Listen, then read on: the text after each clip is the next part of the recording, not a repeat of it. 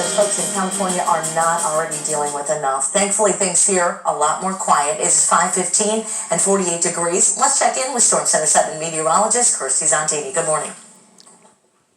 Good morning. That's right. We have a quiet day in store for us, especially when it comes to the wind and really your impacts out on the road. So yesterday we had gusty winds throughout the afternoon and some rain showers to track. Today your morning commute will be quiet. It's actually going to be pretty sunny, so make sure you have the sunglasses handy. Lunchtime still dry as you head across the Miami Valley.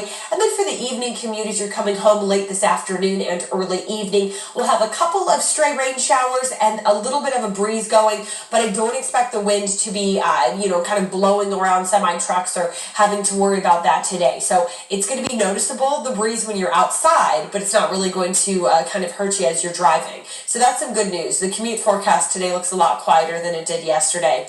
Looking live outside, just one or two cars out there right now in Beaver Creek. We are at 49 degrees. Our wind is coming from the southwest this morning. And even though the Dayton International Airport is in the upper 40s, one of the only spots that's that warm, I guess, relatively speaking. You can see a lot of our cities this morning are starting to drop to the low 40s. That includes Troy, Urbana, Bellefontaine, and even Wapakoneta now is down to 43 degrees. So you will want a jacket or at least a good sweatshirt as you're heading out the door here early.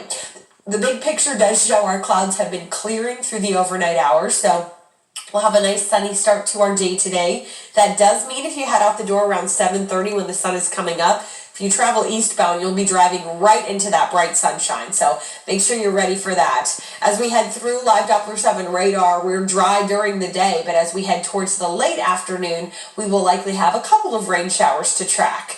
As you plan your day out, we become breezy around lunchtime, and we'll have that stray shower chance with temperatures only hitting the low 60s this afternoon. So yesterday we got to the upper 60s. Today we will be a couple degrees shy of that. Our projected wind gusts, you can see, only reaching about 25 miles per hour. So that is an improvement from yesterday's very windy weather.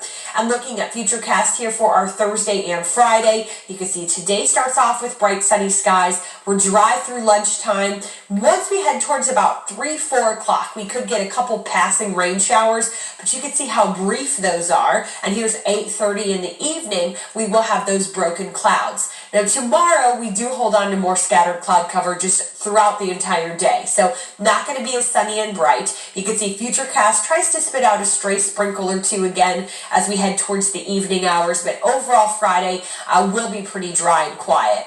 Now I mentioned this earlier, but this month we are lucky. We actually get 2 full moons, and that is something that's not very common. The moon tonight is known as the harvest moon, and that is the first full moon closest to the fall equinox, and the equinox occurred at the end of September. Typically we'll actually have the harvest moon fall in September as well, but this is a unique year. So tonight, that bright moon, given the name of the harvest moon because it was bright at night when the farmers needed to be working in the fields, you can enjoy that. I do think our clouds will be broken enough when the moon rises a little bit later this evening that you'll be able to see it. Now, even though the moon will look big to you, it is technically a little smaller because it is known as a micromoon, which happens when the moon is full, when it's furthest from orbit around the Earth. So that is interesting. And if you're wondering, well, when's the second full moon? Kind of creepy. It's actually going to fall on Halloween this year, so spooky for the kids if they will be trick-or-treating. At least they'll have bright moonlight all night long on October 31st.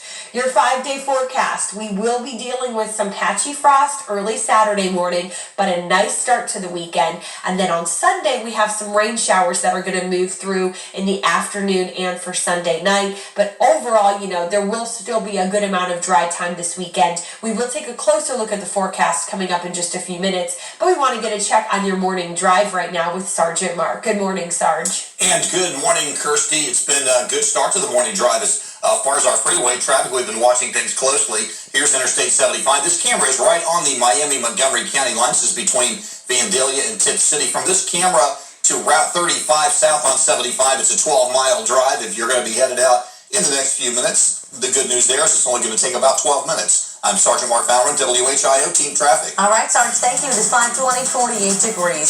Ford is recalling more than 500,000 vehicles. The equipment that stops working and what you need to do to get it fixed. Plus, a popular Thanksgiving Day dinner for those in need will not be happening. The reason, the Feast of Giving had to be canceled. I'm Lisa Robertson, and we're launching a special version of Local Steals and Deals, shining a spotlight on small businesses. They're the backbone of America, and we